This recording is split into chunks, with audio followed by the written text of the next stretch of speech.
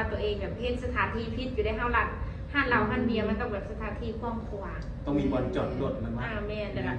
มีคนแนะนำว่าคือบ่ย้ายแต่ว่าป้าลงทุนอยู่นี่ยังบ่เห็นทุนเลยให้เฮาย้ายบ่ได้แล้วแบบก็เลยสู้แบบสิไปต่อหรือว่าสิเพราะว่าสัมพี่ก็เบิ่งไปซื้อไป ป้าชอบเปิดภาพมากันเห็นผู้สาวสดปล่อยอยู่เนาะสำนักน้อยเนาะ เออนี่แหละ ก่อนอื่นสบายดีกันนั่งละ โดยสบายดี สบายดี FC ทุกคนเด้อ โดยสบายดี คือว่าบริเห็นหน้าตากันหน่อยเป็นเดือนหลายเดือนกันบ่เนี่ย แม่นมาอยู่เซโนแล้วก็จะโดนแบบ เป็นสาวเซโนเด้ เปลี่ยนกัน สอบเซโนเป็นไกลใหญ่ สาวเซนโดก็คือมาเจอกันอีกก็มีการเปลี่ยนแปลงหลายเนาะ แม่ เปลี่ยนหมดเลย ทั้งทีผมบุคลิกมันยังหน้าตั้งหน้าตาเนาะเปลี่ยนเบิดได้ งามขึ้นเมื่อกี้ไรลง จังหวะ FC เป็นร้องบอกนี่ ตัดสินใจเองวะเจ้าของโมจื้อก็สอบมาเจอ น่าสิแม่นอยู่ งามโคตรเด้ สีผมแกก็มาอยู่ซองซี โอ้ยตอนหาเทศกาลเดย์เขาต้องแบบบุคลิกใหม่ใดเขาเป็น เขาต้องมาก่อนเลยสีผมนี่ต้นเดือนนี่คือเดือนวันที่3เดี๋ยวต้องมาก่อน นับถอยหลังเลยได้เนาะ เขาต้องแบบก่อนครูนะเขาแบบไวไฟมาสั่น โดย เอาตกหยุกมาได้ ๆตัวเองเนี่ย ก็แต่โดนแต่นานเนาะที่ว่าบ่ได้ออกคลิป2 เดือนฮอดประจันมาลงละ2 เดือน กลัว กลัวจังเนาะ กลัว แม่นกลัวอะไร2 เดือนนะจะเขาพอเดือนที่3นี่แหละ แต่ว่าเต้นแล้วเธอออกแบบปกติธรรมดา แม่น มื้อนี้จะพิเศษลงมาเลยนะ พิเศษแล้วสีผมบางทีเลย เต้นออกเวาะมื้อนี้เวาะ แบบมันพิเศษแน่นะวันนี้ พิเศษสีผมใหม่นะสงสัยนี่อ่ะ นั่นแหละ คิดว่าง่ายๆคืออ้าวเขาอยากบอกเจ้าขึ้นนั่นย่องข่อยตายใช่ไหมสีผมใหม่นี่นะจะเซลของแม่เห็ดลายเลย ถือว่าทั้งน้องนี่ก็แต่เป็นผู้จำมาก็เป็นผู้หญิงตัวน้อยๆแต่ว่าเก่งเนาะเก่งในหลายเรื่องหลายด้านอะไร เก่งของไหนวะ หาเงินหาข้ามแน่คือทุกมือนี่น้องก็มีธุรกิจเป็นของตัวเองมาทุกมือเนี่ย โดยมีแต่ว่าที่เดือนวันที่1ที่ผ่านมานี่คือจ่ายเงินลูกน้องบนเองเงินจ่าย มีลูกน้อง จะบริหารผ่านเลย ว่าทางเงินเลี้ยงลูกน้องบริหารเงินบ่ บริหารจะถึงจะของ เพราะมันมีหลายอย่างหลายแนวเลยมันติดลงไปบนเลยวันที่นี้ ลูกน้องจะคนลูกน้องนะ 2 2 คน โดย คือว่ามาเปิดทางใหม่เนาะขายอยู่จากบ่หลายครับ แม่น อาจจะมีแต่ทุนแต่อาจจะกำไรในยังบ่มาเนาะ แม่ทุนก็ยังบ่เห็นนะตอนนี้แม่ยังอีกโดนอยู่ทุนประมาณคิดว่าประมาณอีก2-3 เดือนผมจะสิเห็น เปิดมานี่โดนไปไหนแล้วสิ เดือนกว่า เดือนกว่าเป็นในรายได้รายเฉลี่ยแบบลูกค้าประมาณ รายได้กับ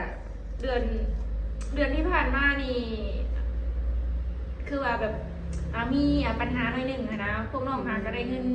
ว่างวันที่20กว่านี่ตอนนั้นให้ไอ้คนหนึ่งมันเก็บหุ้นส่วนเองแต่ว่ามีแนวแบบบ่พอใจกันน้อยหนึ่งนะแบบเผื่อเงินที่เพิ่นเก็บแล้วเพิ่นก็เอาไปเลยนะ โอ้ เพิ่นเอาไปเลยแล้วก็บ่ฮู้ว่ายังเท่าไรเรือนเท่าไรนะ โดย แต่ทุกน้องก็ว่าเปิดแล้วก็ขายเครื่องเอาใหม่แบบนี้ก็เลยแบบติดลบมีแต่เงินจ่ายลูกน้องดีแล้วยังได้เงินจ่ายลูกน้องเลยค่ะซุ่มแบบเฮากับน้องสาวกับบ่ได้เงินจ่ายเลยติดลบก็ยังดีที่แบบว่ามีเงินจ่ายลูกน้องแต่ก็มีเงินซื้อเครื่องเขามาขายเพิ่ม ถ้าเอามือตัวช่วยอะไรมนเนาะมน โดยแบบสิถาเบิ่งเดือนนี้และเดือนนี้ก็สิมีเทศกาลอีกก็จักสิเป็นได้เพราะว่า ยุดยาวคนลูกค้าคือสิเราหลาย คันเปิดจะมาเรียกลูกค้าได้จังว่าคันเปิดนี่ลอง กับกะสิยุให้ลูกน้องประมาณ3 มื้อเพราะว่าทำกะสิแบบใส่งานพนักก็บ่ได้เงินเดือนก็น้อยเดียว ให้เวลาเนาะเทศกาล เลยเส้นทีมันต้องแบบมีของขวัญหายแต่เวลาเขาติดลมก็ได้สิปีหน้าก็จะไม่ปีหน้าจะหายกันแล้ว ย้อนหลังซะ มีภายในบริหารทานมันตอนนี้นะ ตอนนี้มีแต่น้องคนเดียว เพราะว่าน้องสาวคือพูดเลยแบบน้องมีเงินมาลงทุนแต่ว่าน้องแบบบ่มีความคิดทางด้านการเป็นแม่ค้าก็ทราบว่าแบบมีแต่น้องคนเดียวกำเงินนะแบบที่ติดลบหรือว่าสิไปต่อกับมันขึ้นอยู่กับน้องตอนนี้ก็คือเจ็บเสียดตายเกิน โดก็เลยที่เปิดก็ถือว่ากำลังเป็นการเริ่มต้นเนาะ โดยแม่เริ่มต้นแบบอีกอย่างการลูกค้าเขามาเขาก็คอมเพลนหลายแบบมันบ่มีหมองจอดรถใหญ่นะส่วนมากลูกค้าจะแบบว่าลูกค้าแบบมีรถใหญ่แต่ว่าห้างเฮามัน บ่มีแม่น เอาไงคือมองกระโดดจัก4คัน5คันนี่เต็มแล้ว แม่นเท่ากับจะคิดอีกอย่างอยู่ตอนนั้นก็คือพอมีคนมาว่าหลายก็ว่าตัวเองแบบเฮ็ดสถานที่พิษอยู่ได้เท่าหลักห้านเหล้าห้านเบียร์มันต้องแบบสถานที่กว้างขวาง ต้องมีบอลจอดรถมันว่า แม่นเด้อมีคนแนะนำว่าคือบ่ย้ายแบบป้าเอาลงทุนอยู่นี่ยังบ่เห็นทุนเลยให้เฮาย้ายบ่ได้แล้วว่าก็เลยสู้แบบสิไปต่อหรือว่าสิพอจะมีกับเบิ่งไปซื้อไปก่อน มันสิยากสถานที่จอดรถนั่นแหละปัญหา แม่นที่จอดรถ เพราะว่าลูกค้าอาจจะมาทางไกลอาจจะขี่รถมาแต่ว่าปัญญามาเนี่ยใครอยู่ได้ ว่าคันรถจักรนี่บ่ยากแต่รถใหญ่นี่แบบเขาเจ้าก็สิจอดแบบตามหน้าเพื่อนเขาก็เกรงใจ เงินสิยากปัญหาเป็นแหละ เรื่องนั้น คือทางน้องนี่ขายเกี่ยวกับหยังน้องล่ะในห้างนี้ ห้านี่สิคายแบบเบียร์แล้วก็แบบมีผู้สาวนางกินเบียร์กันเองแล้วก็มีของแก้มเล็กๆน้อยๆเพราะว่าห้างเท่ากับสถานที่มันห้องยังเอาแบบพวกย่างพวกตำลงอยู่แล้วแต่แบบว่าสถานที่มันห้องนะ โดย ในใจก็อยากเทศแบบมีแบบอาหารประเภทเลยแต่ว่าสถานที่พอได้ก็เลยแบบเฮ็ดไปก่อนกระเทินได้เศร้ากระเทินได้ลงทุนอยู่นี่แล้วก็สู้ไปก่อน ได้มาได้ลงทุนเศร้าสำหรับเสานี่ก็40,000เลย 40,000 โดยซื้อเครื่องซื้อของอีกรวมร้อยกว่า อันนี้คือไนซีเรียเนาะ โดย ไนซีเรียลงเบิ่ง แต่ว่าตอนนี้ยังไม่เห็นอย่างเลย ติดลบไปหมดเลย คือเราเป็นการปลูกต้นเนาะปลูกต้นไม่ใช่ได้คิดมากแต่ว่ามันง่ายๆนั่นแหละ เขาก็แบบเฮ็ดธุรกิจใหม่นะว่าแล้วก็เขาก็ลงผิดลงถือกระยามันก็ถือว่าเป็นบทเรียนอายุกระซ้ำนี่ ต้องลอง เสียวยังหลาย การเรียนรู้คือการลองอันนี้แหละที่ได้เอาเห็นให้รู้ว่าอันนี้มันเป็นอะไรมาในใดเนาะ โดยแมน พอระยะห่างก็บางคนผมในค่าคล้ายเคลื่อนไปลงทุนกับไทยสินะใครที่รู้ว่ามีระบบผู้ซอยนะแห่งสอบผู้ชายสินะ แบบเฮาบ่เป็นคนที่บ่ได้แสวงหานะแบบ สิโฟกัสเงินคือเขาเคยบอกที่ผ่านมาเลยเขาบ่ได้แสวงหาคนเขาแบบเขาก็บ่ได้ขี้ร้ายขนาดนั้นถ้าแสวงหามันก็สิมีอยู่หรอกแต่ว่าบ่ได้แสวงหา แล้วจะได้คือยังแสวงเราเป็นคนยังพ่อของคนอะไร บ่ไม่เห็นว่ายังบ่พอเพราะมีแต่แบบภาระหรือว่าอหย่างเขามันหลายเกินอายุเขาอะนะแบบญาติใครที่เขามาก็ยังแบบเขาเป็นภาระเขาญาติเขาคิดแบบนี้ก็เลยแบบ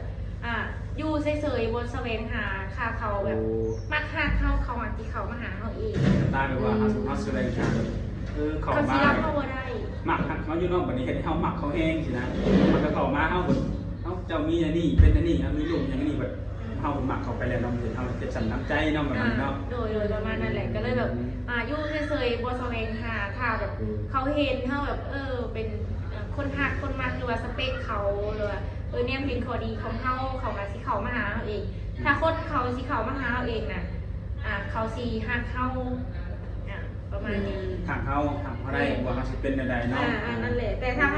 เขาไปหาก็นี้ยากได้เขาสิหักในข้อเสีย ถ้าเขาแม่เขานี่ต้องปรับปรุงเปลี่ยนแปลงตัวเองเพื่อเขา โดยเนี่ย นั่นบอกเนาะ ก็เลยแบบเฉยๆไปบนแสวงหา อาจจะได้เบอร์โซดเหมือน แม่แต่ถ้าแบบอยากเข้ามากับเข้ามาจีบได้เด้อ เราได้แล้วก็เป็นอะไร เขามาจีบได้คันว่างก็ตอบคันบ่ว่างก็คือว่าเลย ต้องมาที่แรกก็ต้อง บ่แม่น ใจ แชทมาวันที่3ต่อวันที่ ก็บ่ขนาดนั้นถ้าสร้างสุดก็บ่เกินมื้อต่อมื้อแหละฉะนั้นเลยเพราะว่า มือต่อมือความหักมันเลยสิเกิดวันนี้ แสดงว่าผู้ที่เขามาต้องมีความใจเย็นพอสมค อ ว ด ร ทน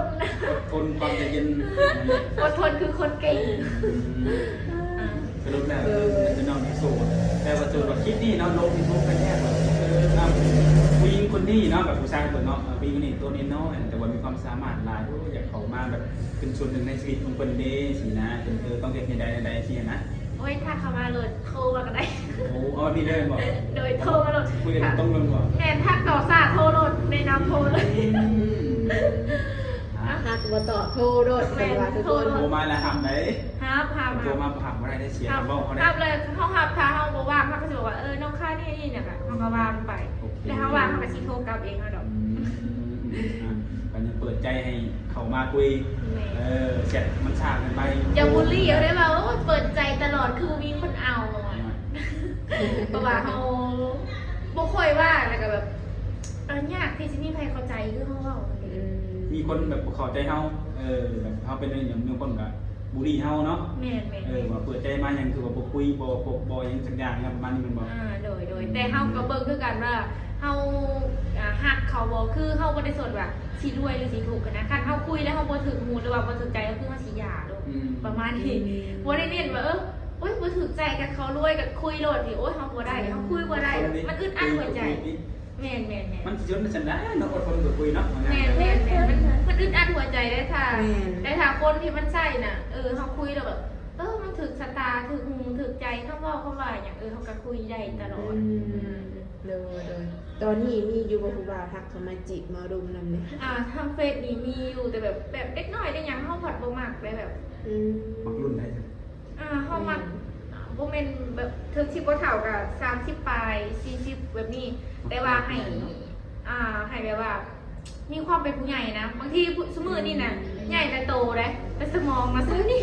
เฮาว่าแท้ได้คนสมือนี่ได้ สมองอะไรจิตใจบาง แม่ ที แม่คนที่ทักมาจีบเฮาว่าแท้ได้แบบอยู่ทางเฟซ แต่ น่ะ มีแล้วสาวโสดเขาอายุ40 50 60ใช่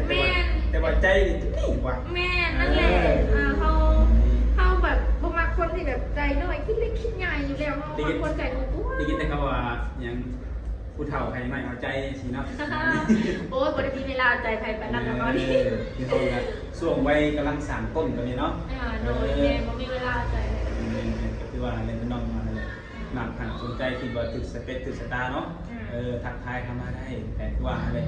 งานเป็นทำงานก็ให้หัวใจกันจังหน่อยเนาะ โดยเฮาก็อยู่ในวัยสักโต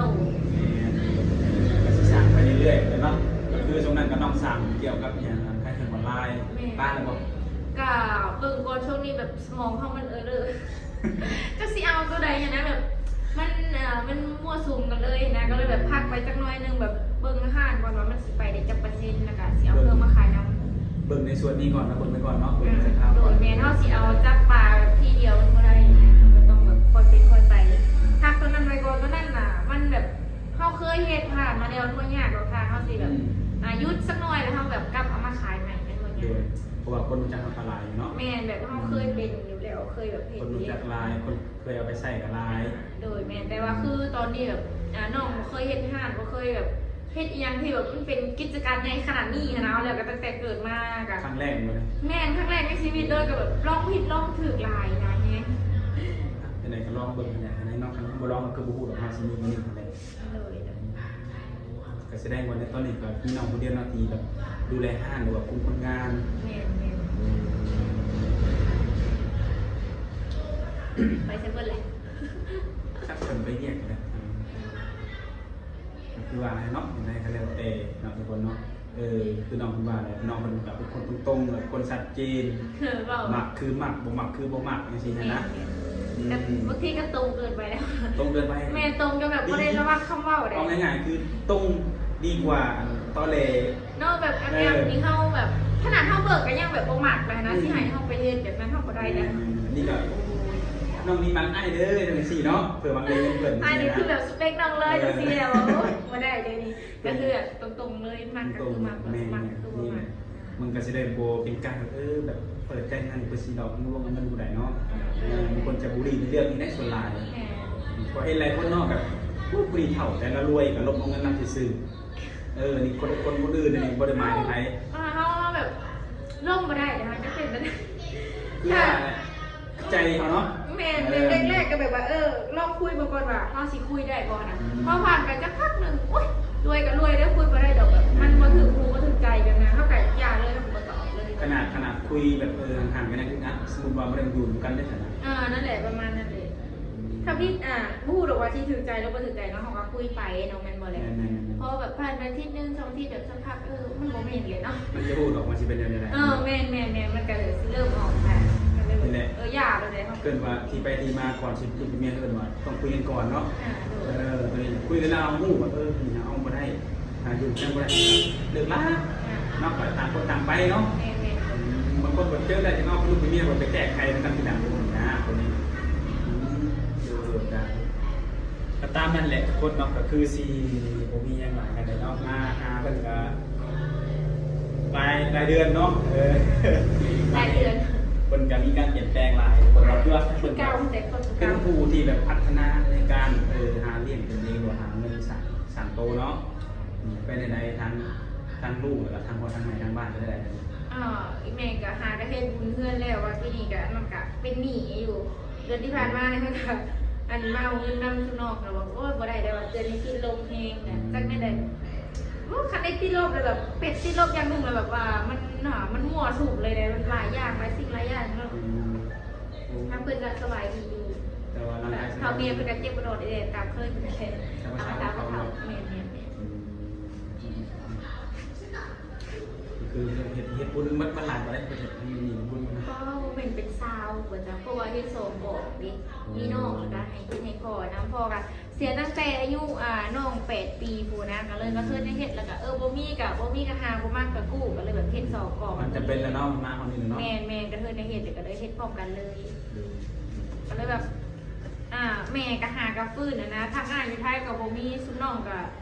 ลงกับห้านแต่แบบติดลบนะก็เลยแบบไปกู้ไปยืมมากันเติมนึงอยู่เลยมือเฮ็ดบุญนี่ก็ติดลบเดือนนี้ก็ติดหนี้อยู่คือกันนี่จ้ะ อะไรก็สู้ๆให้ห้างในคนจะไปลายเนาะลูกค้าเขาลายจะได้มีทุนแล้วก็ส่งเองในส่งบ้านแน่แหละ บนเจอรถกับเห็ดพับเพื่อกระดาษบ่รถไหนก็ใช้ส่งมา ก็มาประมาณถ้า8 โมงห้างขาดเขาปิดแต่จอดได้อยู่รถใหญ่ ตอนนี้เป็นคลายเครื่องห้างอยู่เนาะ แม่เพราะว่าเพื่อนเพื่อนปิดห้างเพื่อนแล้วเขาก็จอดได้เพื่อนก็ไม่ได้ว่ายังเพื่อนจะเจอดีอยู่ตามทางบ้านเนี่ย ถ้าเกิดว่าคนแบบผู้ใหญ่แบบทางคนทางไกลเป็นแบบคนอยากลงทุนนำเชียร์ลงหุ้นนำจริงๆนะอย่ามาเสี่ยงกับเขาเลย ไม่ได้มีความมั่นใจเลยว่ะ บ่แม่นยังแบบมันขึ้นกับสถานที่นะ โอ้ทีทำเลมดี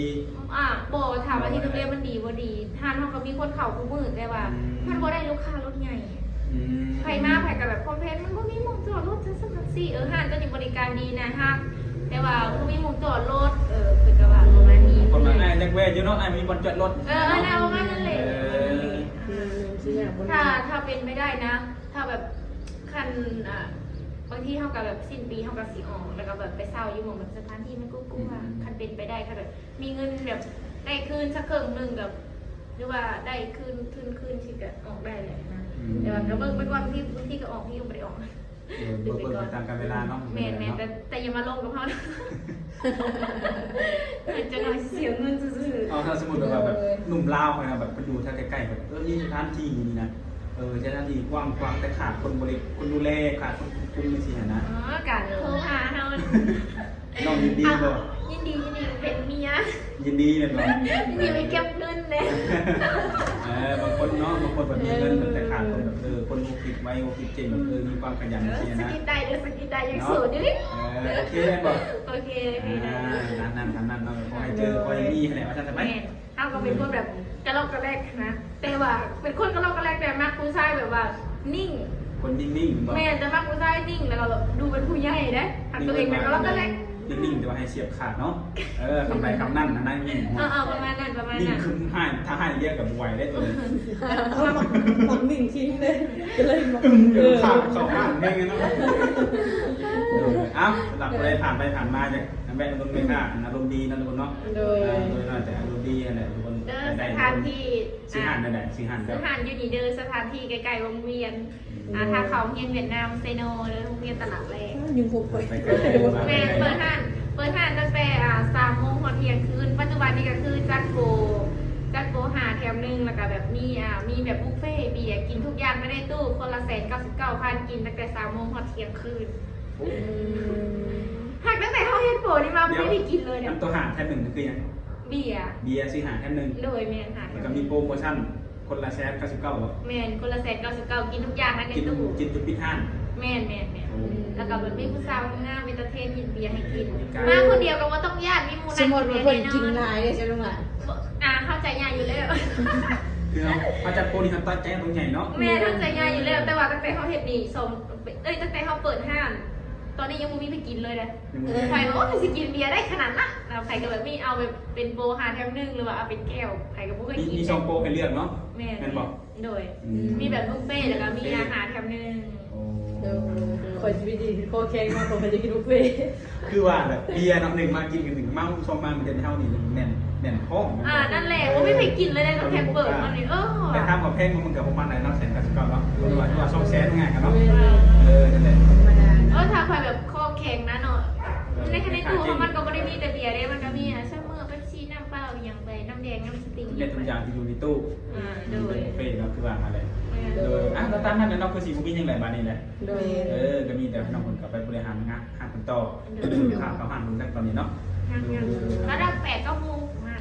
อาจจะได้ขอให้โชคดีมีลูกค้าหลายๆเนาะโดยงานกับพี่มีกับมีแต่เขาโต๊ะกับก่อนนั่นเองเนาะโดยสบายดี สบายดี